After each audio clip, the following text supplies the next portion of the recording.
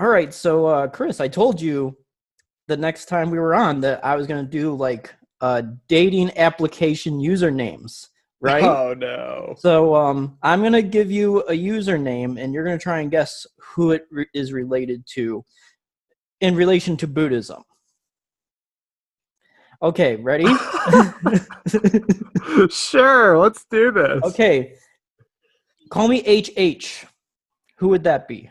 Oh, His Holiness Dalai Lama. That's good. All right, Boom. next one. Pull my fingers 999. Oh, Angui Mala. Good. Next one. I can't believe I missed with that boulder. Oh, that's David Dada. Yep. And then finally, I'm Electric Boogie Woogie 2012. Is that me? That is you. You got all of them. Boom. I'm impressed. I'm clearly going to be doing great on dating websites.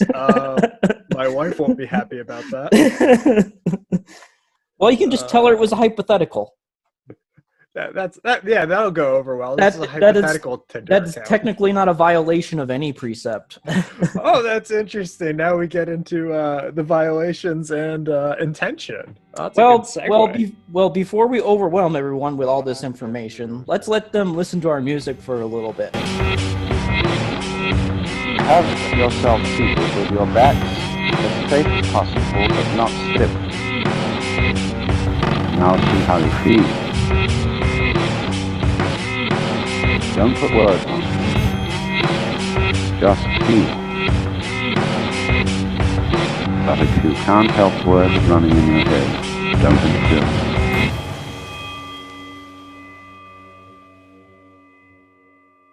All right, everyone. Welcome to the next episode of the Super Dharma Bros. So I'm Kevin.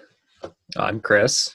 And today's topic, we're going to look at the 5 precepts. So the 5 precepts are like 5 rules. And this is primarily aimed at like lay people. Lay people usually take 5 precepts.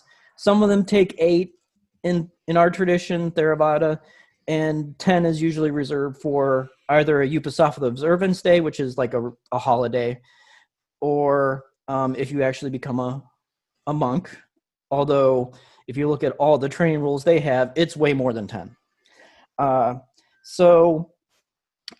Chris, you had an interesting note when it comes to these training precepts and sort of like their purpose. Why don't you share that with everyone? Yeah, so I think a thing to remember when we're talking about these and when we're talking whenever you hear Buddhists talking about this kind of thing, the precepts and most of the things that we talk about in Buddhism are about the aim and goal towards either attaining enlightenment or working towards attaining enlightenment. They aren't moral black and whites. So, and some of them overlap with good moral black and whites, like don't kill people. Oh, shocker. That's very easy. But some of these you might hear and think like, well, that sounds really, like one friend who I've talked about this with always says, that sounds exhausting, or that doesn't sound useful to me. And I go, right, you are not a Buddhist. These are very specific things for the achievement of enlightenment. They're not just moral black and whites. So if you feel like you're like, I don't do that, am I bad? That's not what we're saying. We're not saying you're bad. We're saying that is an area where if you want to do the things that Buddha talked about, you need to reflect on those things. Right. And something else that, I've read about, and I think it's a very good point, is that, in the translation of the precepts and Theravada, it doesn't say thou shalt not. It's I undertake to abstain from. So having some sort of restraint in our own practice, not being like, oh, well, if I do that, I'm going to whatever Buddhist hell there is, because there are a lot of them. So why don't I just run down what these precepts are, and then we'll get a discussion on each point. And just to put it out there for everyone. Just like Chris said, there are a lot of gray areas in here, and we're going to go over most of those gray areas. And if you think of one we didn't cover, let us know, and we will try to address that. So the first precept is to abstain from intentionally killing living beings. Now, that's the most thorough one I've read. The second is to abstain from taking what is not given, so stealing. The third one is to abstain from sexual misconduct. A lot of definitions in that one, so stick with us when we talk about sex. It's a fun one. And then the fourth one is to abstain from false speech, which we talked about a lot with right speech. And then the last one is to abstain from intoxicants. And that's going to be another very interesting one to talk about, because especially here where I live, intoxicants are like it's a lifestyle. So that's going to be interesting to address. All right, so let's jump right in. So the first precept is to abstain from intentionally destroying living beings. Now, there are a lot of definitions and like criteria we have to take into consideration for these precepts, this one included.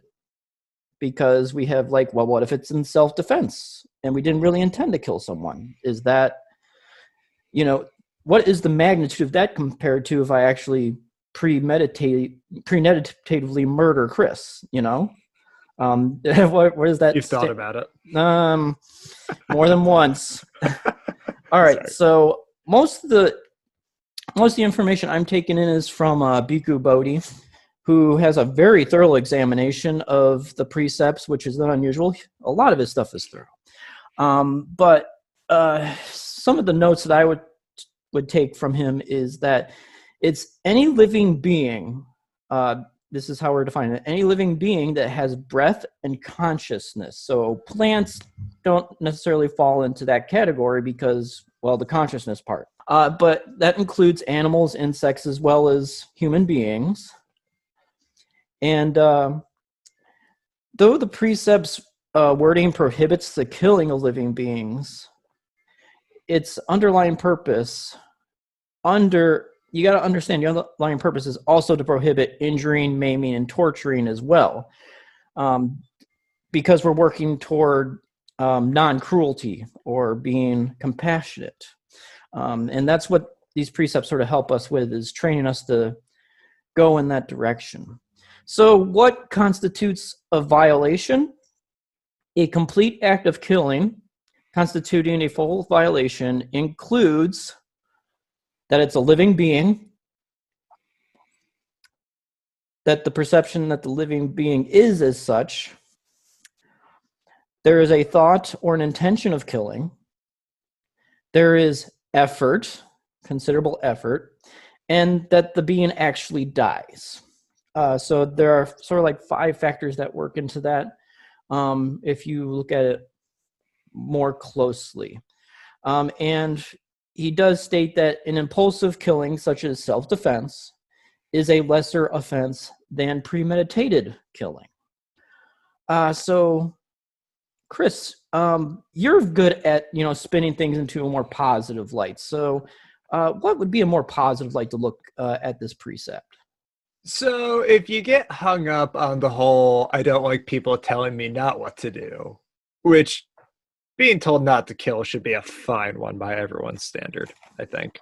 I would say the positive spin here would be understanding the preciousness of all life. Everything that is living, we understand kind of the rarity and beauty of that thing being alive and never wanting to extinguish that. And I think for a lot of us, this one actually isn't that hard in a way, like that, especially on the people level. We don't have to, I think most of us won't deal with murder in our lives, even if we feel like it. Obviously with animals and things like that, it gets more complicated. Any homeowner or building owner has this problem. Infestations of pests, vermin, things like that. Like what do you do with that, especially as a Buddhist? So I think, yeah, in a way, depending on what degree you want to think about this, we do all come and face this at some point. I think for me, the big thing is that we don't want to internalize killing or ever just become blasé about it. The Buddha pointed, one of the Buddha's first meditations as a child was watching his father in a ceremony plow a field, and worms came up from the plowed soil, and then birds ate the worms. And I think in some other versions, like bigger birds ate those birds. And he was basically watching the cycle of the food chain and looking at how kind of violent it is. So I think we are aware that there's a certain naturalness to this. But I think for us, we're trying to always be cognizant of, do I have to be a part of this? Or do I have to be the thing that's causing this violence? And I think we often find that we don't.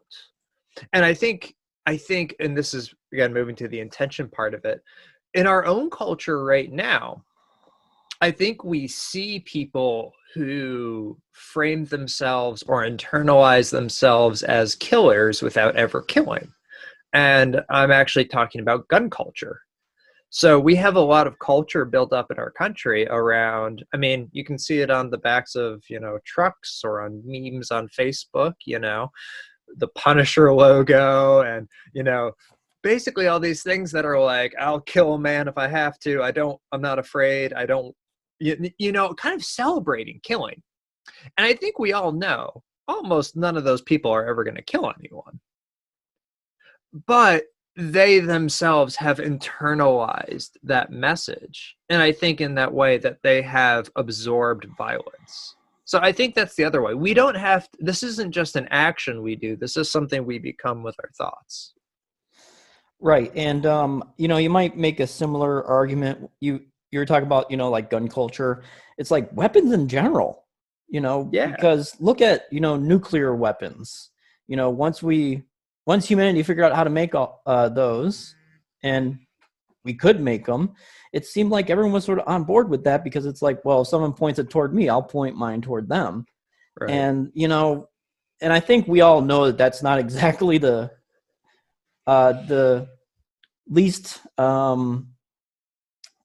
there's a word I'm looking for here, but that creates more tension and not peace. So it's like it's a forced peace. Because you're pointing weapons at people and saying, look, you mess with us, we destroy you too. Yeah, and so this is an interesting one, and I think I rightfully catch a lot of flack for this. But growing up in an area that was prevalent with hunting, and living in a place where hunting is still a big thing, I know and have talked with and spent a lot of time with hunters. And I gotta tell you, a lot of them are almost the most nonviolent people I know. They take life seasonally, and almost as part of the as part of a healthy ecosystem that they're a part of. But so many good ones don't revel in it. They actually understand the burden that is taking life. Mm-hmm. And I think there's kind of, in a way, they actually understand the preciousness of it in a way that some people don't, because they kind of have to meditate on this regularly in a way that most of us don't. It's just an abstract moral concept. I think for a lot of people, they actually do interact with this in a different way. And I think they almost understand it better. So yeah, and again, I think almost every Buddhist would agree that, hunting, we don't like it. We're not big fans of it. But I do think that there are things that people who kind of butt up against this can offer us if we listen to them. Right. And actually, I'll have an example of that when we come to false speech, because of an exchange I had with a monk. And I just wanted to, put out there, like at the extreme level, monks will have water filters so that they do not injure, harm, or kill any living beings that may be in the water that you can't see with the eye. And, of course, as a lay person, I'm not totally concerned about that. If I'm desperate for water in a desert or something, I'm not going to worry about it. But, just to give an example of, if you become a monastic, you're going to have that tool for you. Yeah, and I think one last thing. I mean, self-defense is a thing that's coming up. It's coming up a lot right now. To frame our podcast in time, there was just the shooting by the kid out west who, was basically acting in his mind as a militiaman in response to protests happening. And people are arguing, is this self-defense? Should we be carrying guns in self-defense? And I remember this really beautiful story that a Quaker friend of mine actually told me about a friend of his in New York City who's a Quaker, and his apartment got broken into, and the Quaker had a shotgun, and the guy comes through the door, and the Quaker is holding the shotgun, and he says, "Brother, I would never pray you any harm, but if you come closer, I will shoot you dead." But what's interesting is that first clause that the Quaker threw in there. The Quaker did not want the violence. The Quaker did not want anything bad to happen. But there was a kind of preparation for it. And so I think as Buddhists, if we are always, always, always framing whatever bad thing that might be happening to us as, I don't want anyone to get hurt from this. That's my only goal. Even if we're not radical pacifists, I think we can still not internalize becoming violent. Good point. All right, so the second precept is to abstain from taking what is not freely given, and it applies to any situation in which deception is the main sort of like goal or underlying root. So if I break into Chris's house at night when he's sleeping and take things, that's completely different than me being like, hey man, I just need a pencil. And then I come into the house, take a pencil or whatever. He's probably going to say yes anyway to the pencil because it's a small thing, but there's a big difference between those two. So let's take a look at what Bhikkhu Bodhi sort of summarily tells us. So a breach of this particular precept it has 5 factors too. That's the same as the first one. First, there has to be an article belonging to another being legally and blamelessly. And we can talk a little bit about the other part when we get to some technicalities. The second thing is the perception that we know that it belongs to someone else. The third is the thought or intention of stealing. Fourth is the active activity of taking the article from the being, and then the actual appropriation of the article is sort of the fifth one. And this includes just regular form of stealing, robbery, fraud, and deceit. And Bodhi says the degree of blame depends upon the value of the item and the moral qualities of the owner. And Chris, when you were looking through these notes, you said, well, that's very interesting that we look at the moral qualities of the owner. Why did you find that interesting? Well, that has some revolutionary connotations to it. And also that puts some onus on us as the people to kind of judge whether or not someone should be in possession of the thing or not, or whether it's a good thing, or whether it could be taken from them or not. This is the issue that's coming up right now. Massive wealth disparity in America. At the most revolutionary end, you see people calling for revolt and taking things back that we think should be ours. Which I kind of get, to be honest. But on the other hand, that makes me nervous because we're then saying we get to decide what someone should have and shouldn't have, and that we get to make that judgment call. And I think a lot of these disparities have happened because people made that judgment call originally. They said, I get to decide who gets what. So that's a thing that I'd be hesitant about using as in our own lives as justification for taking things. Well, and to be clear, Bhikkhu Bodhi is not saying that, if the moral qualities of the owner are not great, that there's no blame on you for taking it. Right. It's just right. saying that, in the big picture of things, it's not as uh, it's not as great a magnitude as if the person was like, squeaky clean. Yeah. And I think, so I'll be honest. I think I engage almost negatively with this precept quite a lot in my line of work. It's not uncommon that on certain jobs and projects, I'm a tradesperson, where and often these are big kind of conglomerate customers, they're going to try to steal from you by trying to say, no, we're actually only paying you for this portion of it, and trying to come up with excuses. And then reflexively we go, okay, where can we try and raise certain things and charge for more, so that when they try and knock off this much, we get our fair wage. However, the problem with that is that neither of us trust each other in that moment, and neither of us are respecting the other. Conversely, we have tons of job sites where we show up and it's just super cards on the table. Like, this is what we did. And then it's like, well, honestly, we screwed up this thing, had to redo it, so we should give you this much money off. And they go, okay, well, that's fine. And we're very open about it. And on those sites, you feel love. You feel communication and connection. And I think that's what we need and want. And I'll be honest, like, I struggle with this every time I have to do those pragmatic choices. I don't like it. I don't like doing that. I don't feel clean. I don't feel like I'm working towards enlightenment, Right.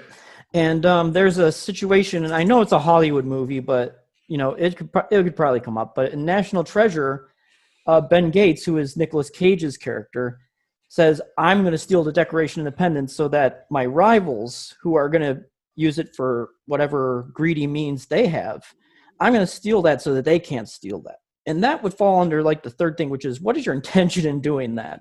Right. So it's like, he's still technically stealing the Declaration of Independence and probably shouldn't.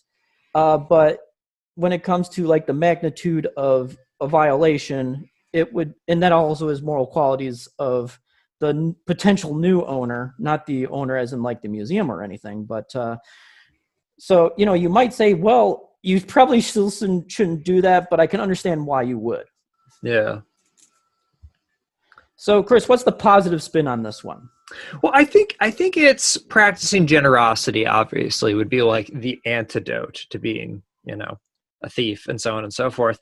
But I think it's also understanding others' rights, understanding that others have a right to their possessions and their freedoms, and not infringing on them or viewing your own desire or your own want as superseding theirs.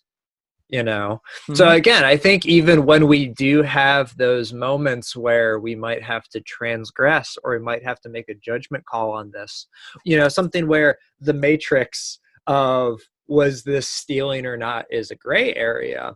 I think as long as we're reflecting and framing it in this, was I trying to gain or take away from someone so that I might have more? If we're framing it that way, I think we can navigate it pretty well.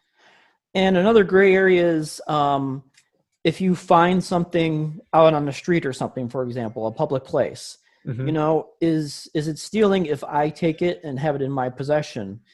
And, I guess part of it would be, did you make an effort to find the original owner?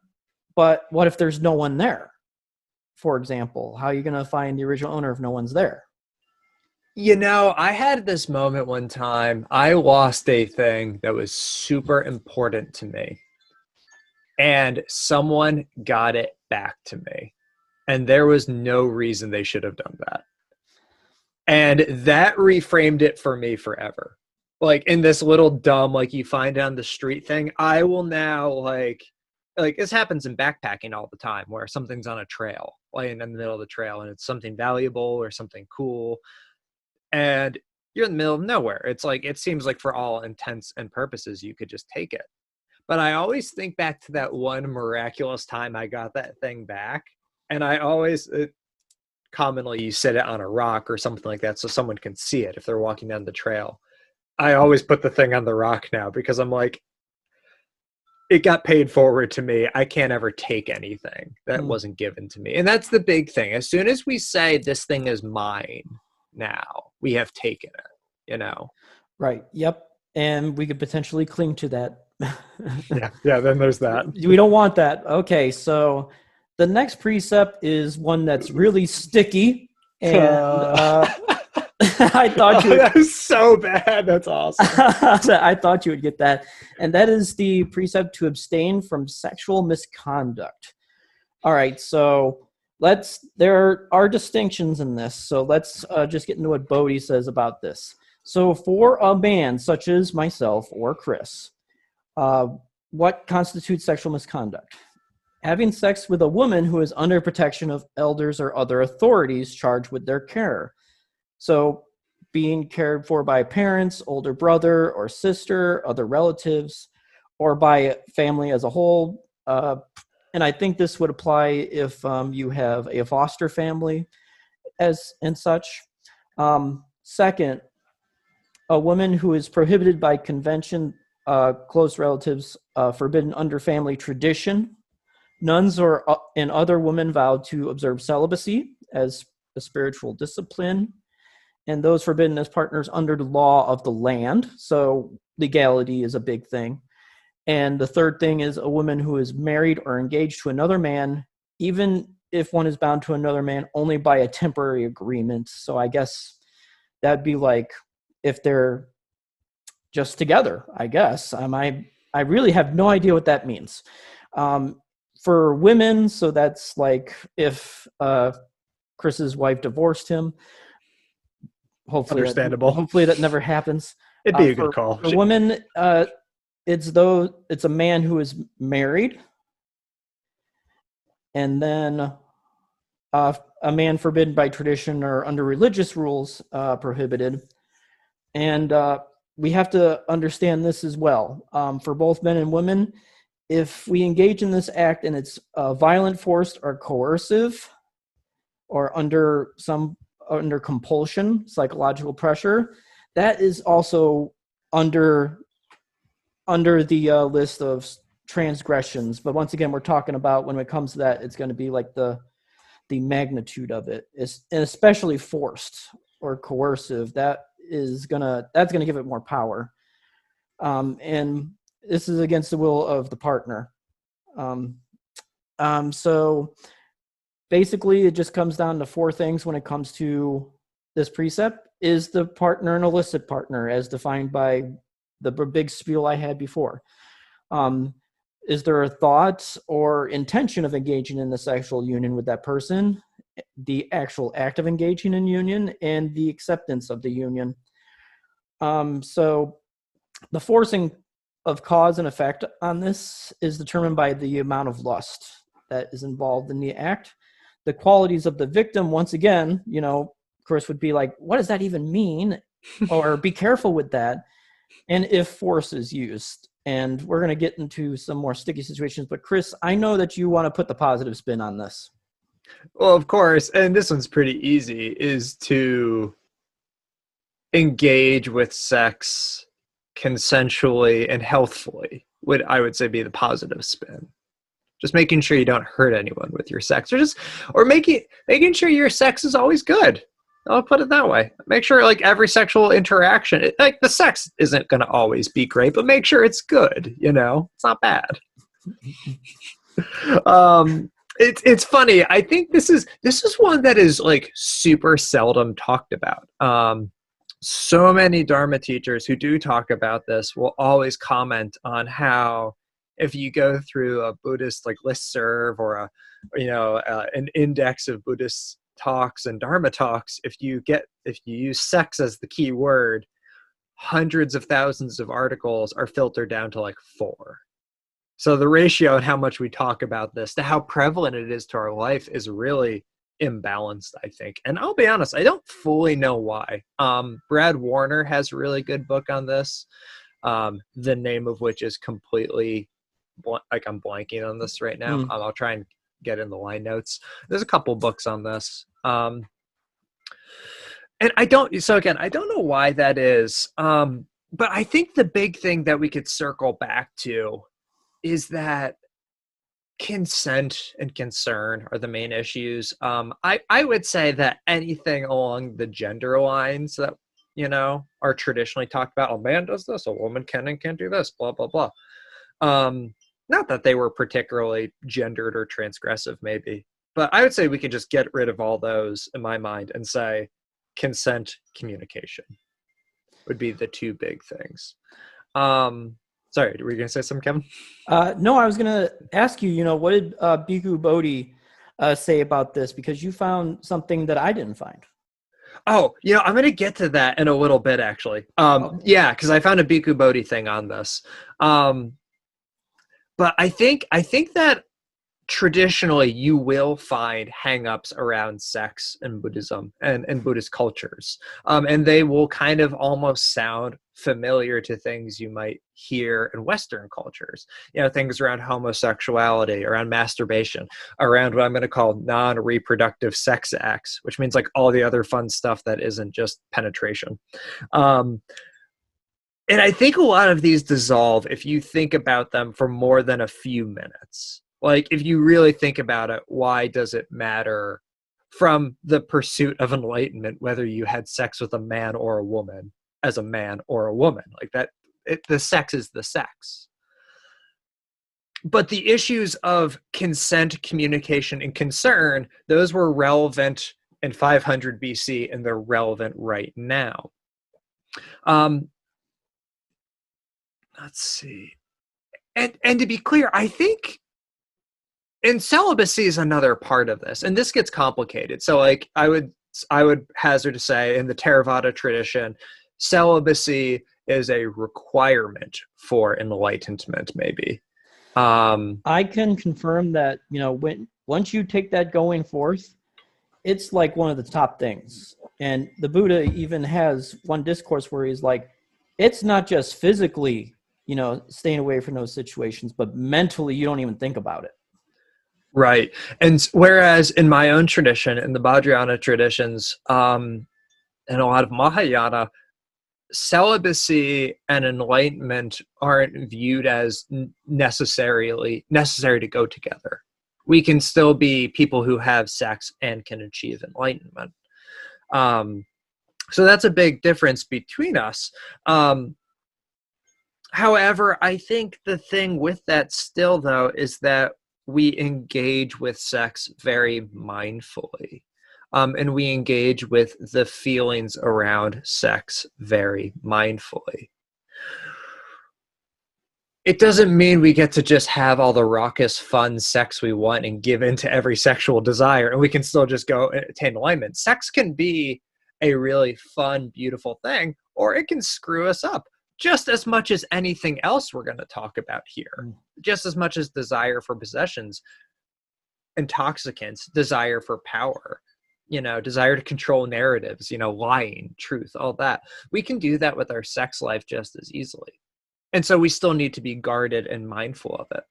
And I think in a lot of kind of like the New Age kind of sphere of things with which Buddhism in the West often butts up against, view sex sometimes as this divine liberation. They view sex as the medium for spiritual liberation. And that, I would say, Buddhists would disagree with. I think it can be a part or a hindrance of our enlightenment as much as anything else. And so this is the thing Bhikkhu Bodhi, and I heard this through a Zen monk talking about, quoting Bhikkhu Bodhi. So Bhikkhu Bodhi through a Zen lens. But he talked about how the desire for sex cannot be fulfilled by sex in us. And that is where I think our relationship with sex I think that really captures it well. We understand that maybe we can have sex and be mindful of sex, but we can't fall into the mistake of thinking like, I can sex my way through sexual desire. No, that desire, that lust, that craving it's coming from somewhere else. And it's coming from a very human, organic part of us. I think it's as much a desire as we have a desire for food, as a desire for security. But it is a desire that can be harmful. And I don't think anyone would question that. Sex is powerful. So I would say that if you want to put a different positive spin on it, it's that sex is powerful and we recognize that. Sorry, I went off on a thing there for a while. No, that's okay. And just sort of another thing to keep in mind is, in my school of thought, which is not necessarily my school of thought, but it's the school of thought of my tradition, the desire for sex is like one of the strongest, if not the strongest desires, because it's been around forever, because evolutionary speaking, it was necessary for survival and all that. And so sometimes they'll say that's the ultimate expression of sensual desire.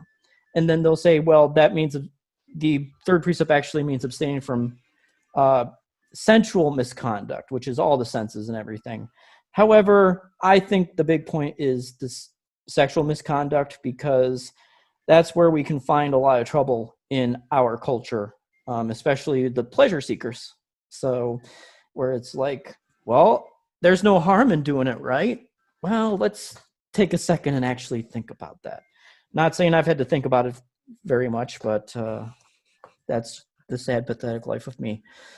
All right, so the next precept is to abstain from false speech. So being mindful of what we're saying and our intention of what we're saying, obviously, because if you absolutely despise someone, you're probably going to not hold anything back when it comes to that, even if it's a complete lie. Like, they might ask, hey, do you like me? And you'll be like, oh yeah, of course I like you. No, I mean, you can say that you don't like them kindly, but don't just flat out lie to them. So this precept not only covers what we're speaking, but it's any sort of deception, whether it be in our speech or our body language, which is, something that I used to go to the casino and play poker. So I would have my poker face, quote unquote. And so that would be sort of like I don't know, I'm going to say it's a minor violation. It's not like I'm, it's not a huge lie. I don't know, but the person that loses their money to me might think so, but for me, that's sort of minor. But let's talk about, what does a breach sort of need? So there has to be an untrue state of the affair. There has to be an intention of deceiving another. I think that's the big thing is their deception in play. The effort to express that verbally or through body language, and conveying of the false impression to another being. And so we got to look, false speech motivated by greed. So for like gain of status, for example, motivated by hatred to destroy the welfare of others or bring harm and suffering. And then there's a less serious kind that's sort of principally motivated by a misconception of reality. And it's not intended either to bring special benefits to oneself or harm others necessarily. It sort of just happens. It's sort of spontaneous. Like lying for the sake of a joke, and I like to exaggerate casually. So I'll say like there are a million different interpretations when it's only about 20, but it feels like a million. So that's an example. So when it comes to like the magnitude, we got to look at who's receiving the lie, for example. What is the object of the lie? And what is the motivation for it? And so, Chris, what is the positive light of this? I think the positive side of this would be trying to bring others and ourselves to reality and closer to reality would be my that's not like a quick takeaway. It's actually even longer than the original thing. But that's what I would say it is. It's obviously to tell the truth, but what that means gets really kind of hazy sometimes, I think. And I'm going to be honest. I'm a pragmatic liar. I lie. As a part of employment or as a part of, day-to-day interactions. It's a thing I do. And I'm very open about it. The thing about it, though, is I think some people's definitions of lying are different. A lot of people talk about the whole lie of omission. Well, no, I didn't lie because I just didn't say. For me, it's about, do you understand how the other person heard what you said? So it's funny, people often do that thing where they make a mistake. They say something that they think is true, and then they go, oh no, sorry, that's wrong, I lied. They didn't lie. They were trying to say the truth. The truth they said was wrong, and they corrected it. I think alternatively, if I'm talking to someone and I do the lie of omission, I have still lied. I knew what that person was asking. I knew what that person. There's this story around this, and I can't find it. Like, I couldn't cite this for the life of me, so take this with like a huge grain of salt. Where a guy's like running down the road, and he says, and a guy this is a Buddhist story, and a guy grabs the Buddha or a saint and says, like, someone's trying to kill me, don't tell him I'm here, and he runs away. And then the killer runs by and he says, hey, did you see a man here? And the Buddhist or the saint says, no, I didn't see anyone. And the guy walks away. And then, well, did the saint lie? Well, no, because what is a man? Was he really here? All this stuff. The conversation, the killer, and he knew what the killer meant. He lied, right? That's where I'm at. Where if we are talking in any way where we go, I'm trying to convince this person of a reality that is not this one, we are lying. And we can do that to degrees. The kind of lying I do often is I'm not trying to hide what happened or change what happened. I'm trying to change how you feel about the thing that happened. The reality of what is the next thing, what is the effect of that cause, is still the same. I'm trying to reframe the story around it, mostly so I don't get yelled at work. That's my plain truth. However, I think we need to be cognizant that anytime we are lying, we are dissociating people from the truth, and that can be or is a cause of suffering. We should always be working to bring people closer to reality. So if we have that opportunity or that strength to do that, we should absolutely be doing that every time we can. And this is something I need to work on myself, that I'm trying to be more honest more and more.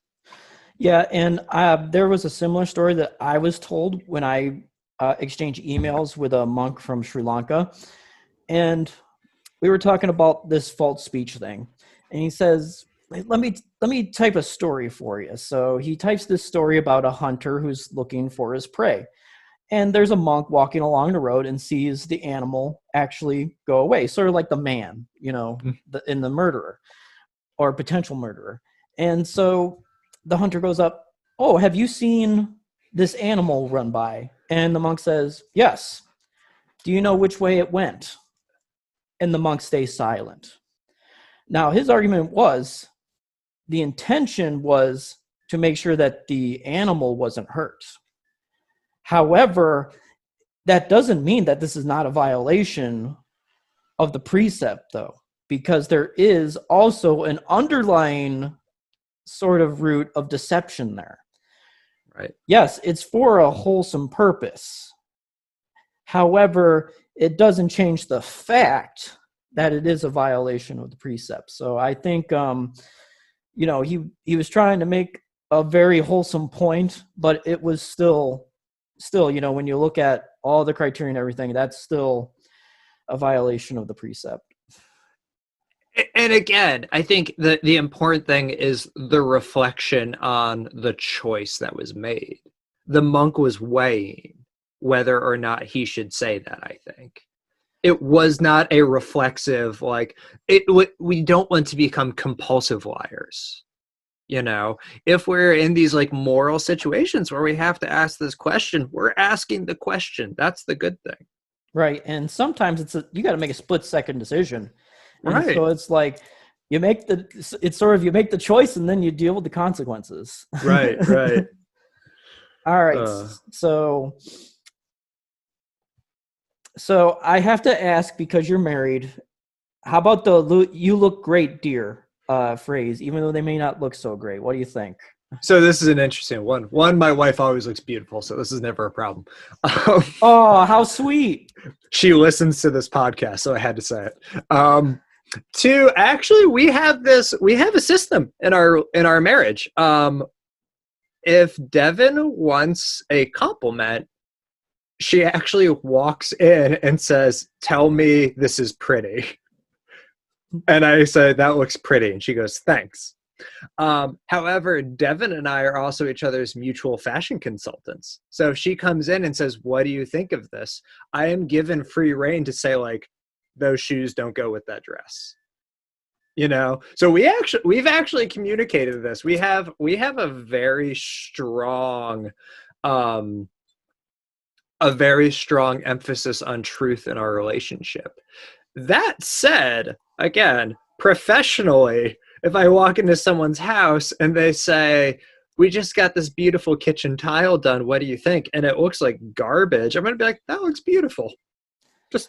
I'm just going to lie. It's just, yeah. I'm just going to lie. That's a great investment. It's not going to, I can't change anything for them, right. You know? Right. And they've already made up their mind that it looks beautiful, right? Right. Yeah. So, all right. So let's jump into the next precept, which is, culturally speaking, might be one that's a little more difficult to grasp, is the precept to abstain from intoxicating substances which induce heatlessness. That's the long version of it. So first we got to look at what qualifies as a substance that does that. So fermented and distilled liquors are intoxicants. And there are some recreational users of opiates, psychedelics, and hemp, which is considered qualifying according to Bhikkhu Bodhi. I know that there are like New Age interpretations of psychedelics because I read about it in a book recently. But the precept sort of implicitly prescribes that these drugs just sort of hinder our heedlessness and our mindfulness, and therefore we should abstain from taking them. What constitutes a breach? 1, you got to be taking an intoxicant. 2, you got to have an intention of taking it. So if Chris has a needle and stabs me with a drug and just injects me with it without my consent, I didn't have any intention of taking that. So it's a matter of degrees. And then it happened once in college, once. And then the third one is the actual activity of ingesting it or injecting it, however you take it. And then the actual act of doing that. So there you go. So medical reasons, there's no breach of the precept. So if my Crohn's gets really bad and I get medical marijuana for it, that's not a considered breach of the precept. There's also no violation for taking food containing little or no amount of alcohol added as flavoring or any other sort of substance. And it's just, once again, these are like precepts that train us to abstain from these things. So we're going to be all on at a different spot in that. So let me look at this. I don't care about that. So let's just go to Chris. What is the positive spin on this? So I'd say the positive spin here is living soberly, or living in the moment as it is. I think this is a big one. It's important to remember that the call to refrain from intoxicants in Buddhism is completely that issue of the achievement of enlightenment. We can only do that when we're mindful. We can only do that when we're aware. We can only do that when we're clear-headed. And clearly, it's really hard to do when inebriated. We aren't saying that if you drink, you're bad. It's not like every time you have a drink, it's bad and you've done something deeply, deeply wrong. We're saying that in that moment, you can't do that work that you might need to do.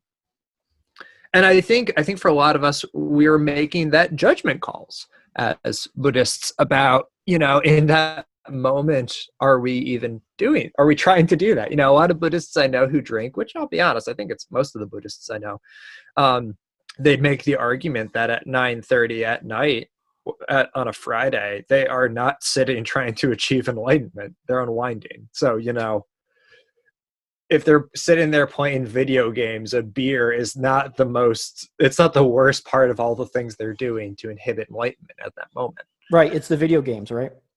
Absolutely. I play video games, but I mean, yeah, those are all just kind of distractions, and I think in a lot of Buddhist circles, especially in Tibetan ones, traditionally, there's still a lot of stigma around addiction. And I think that's the thing that needs to get worked on, because I think that stigma is when that prohibition on inebriants becomes moralized. And I think we need to be cognizant that we need to work away from that. I think we need to think about, substance abuse and things like that as kind of circumstantial, as this meeting of genetics and experience and education and self-control. And it's just factors, not like that person was bad.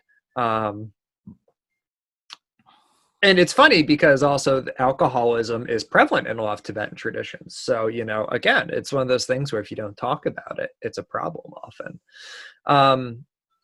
But that said, I think almost anything can be intoxicating. I've heard it said really well that if something feels good, you can get addicted to it. Sports, video games, sex, food, technology. I mean, I'm addicted to my phone. I totally acknowledge that, I get addicted to sports all the time, activities, things that become compulsive and ameliorative, like things that we're using to bypass or not deal with things.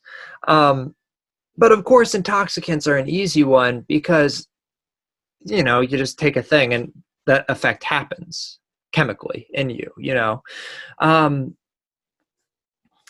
I think so. The DSM, the Diagnostic Statistics Manual, which is probably something you've been reading a lot of now for school, Yes. Kevin.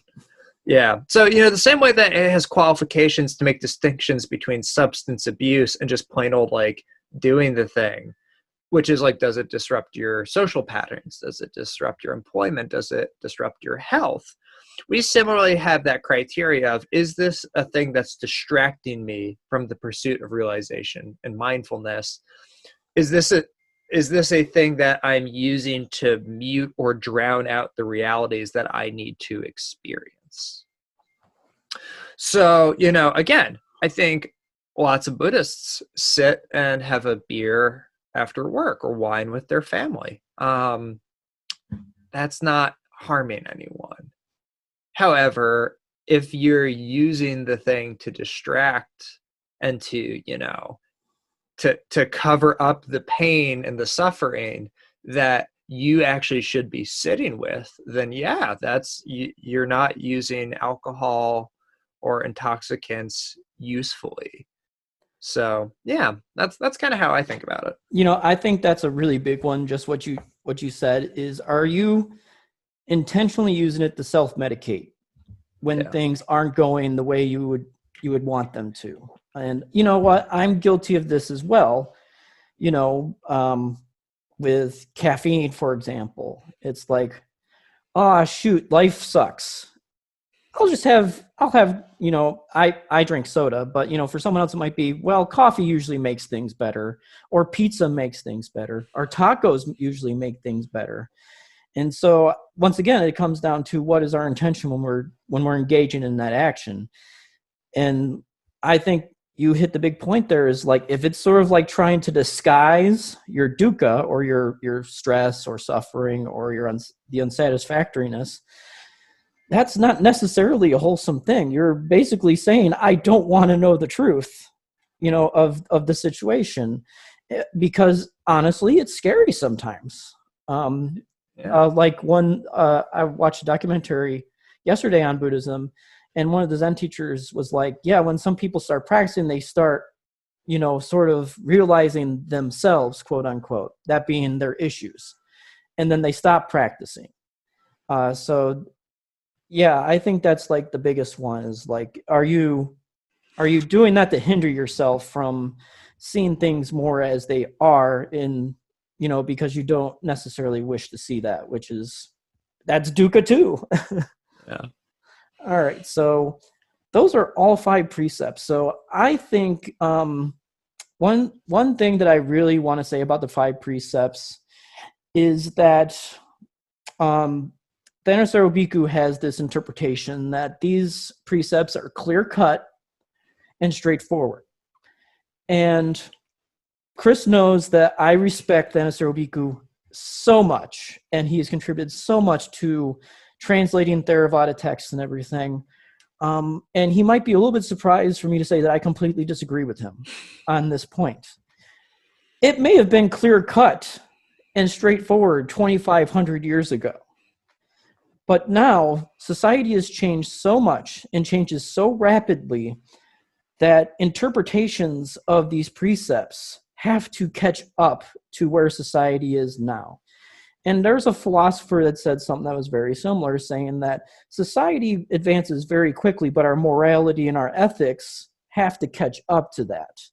And I think it's a similar situation here because the precepts are sort of like an ethical discipline, because part of being a Buddhist is having an ethical foundation. And so I will just caution everyone that these are not as clear-cut and straightforward as they may have been during the Buddhist time and in that culture. So when you're in doubt, study a little bit. And also use your best judgment if that information isn't readily available to you. Because like we said, there are going to be split-second decisions you have to make. Then reflect upon that afterward. Yeah.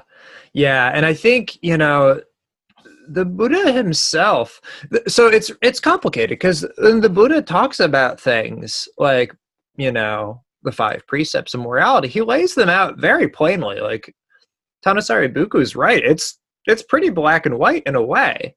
But then there are always other passages and texts where he says over and over again, do not get fixated on an ideal or a concept or like a way things are supposed to be.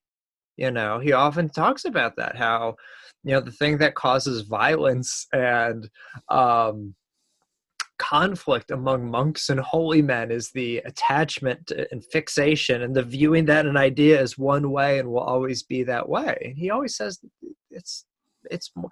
I love the Buddha always, when someone asks the Buddha a question, he almost always says it's really complicated at some point or at the beginning. It's like often he has to ask them, like, could you just keep asking that question? Because I'm trying to figure out what your context is. It's what do you mean? Why are you asking this?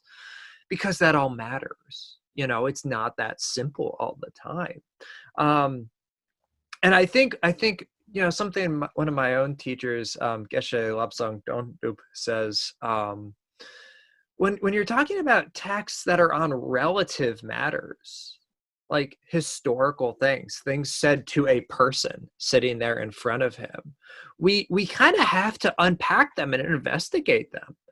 When we're talking about the big things like impermanence, the causes of suffering, cause and effect, dependent origination, all those things, those you can probably get a little more literal with, because it means the same thing when the Buddha said it 2,000 years ago or 2,500 years ago as it does now. But when he was talking to a villager sitting in front of him, that person's experience and ours, and the Buddha's experience and ours, were vastly different. And I think it's okay to kind of investigate and think about it. But like Kevin said, exactly, it's the investigation after the thing happens that I think is where growth happens. And that's what these precepts are, kind of like we talked about the Eightfold Path.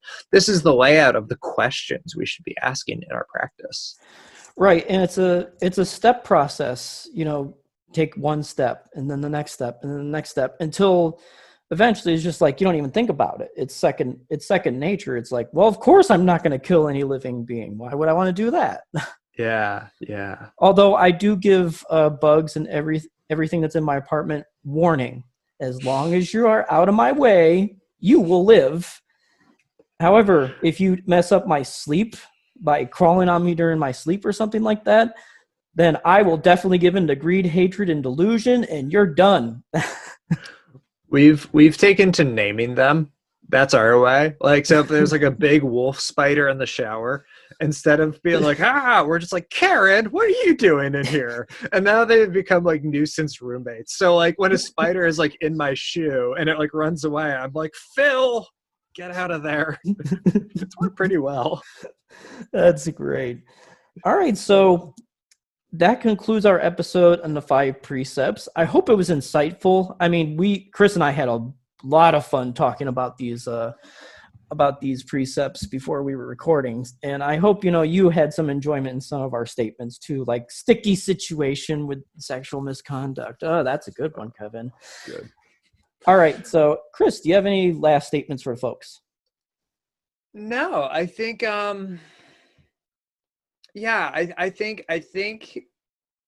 think these get overlooked sometimes as a part of Buddhist practice because they sound like thou shalls and thou shalt nots. And I think that's a mistake to interpret it that way, although I can totally see why people get that feeling sometimes. So I encourage you to look at these and think about these.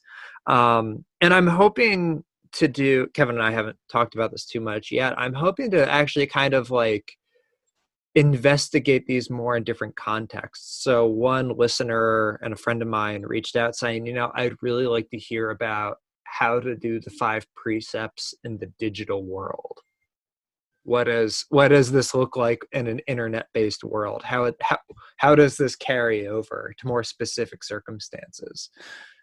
So I think I look forward to talking about this more, and I hope this wasn't boring as hell. So, well, I think that's also a very good topic because, Twitter, which is what I check every so often, it's full of false speech and divisive speech and a whole bunch of things. I think you described Twitter as dukkha itself one time, right? I guarantee you if Twitter existed in the time of the Buddha, he would have just been like, it's dukkha. It would have been there, like, it would have been in your dumb song. Mara the evil one is behind this. I know it. Exactly, yes. Most social media, baby. All right, everyone. So I am Kevin. I'm Chris. And we are signing out for this episode. Tune in next time. But until next time, take care of yourselves and we'll talk to you soon. Yep. Thank you, everyone. With your backs as straight as possible, but not stiff. Don't put words on it. But if you can't help words running in your head, don't insist.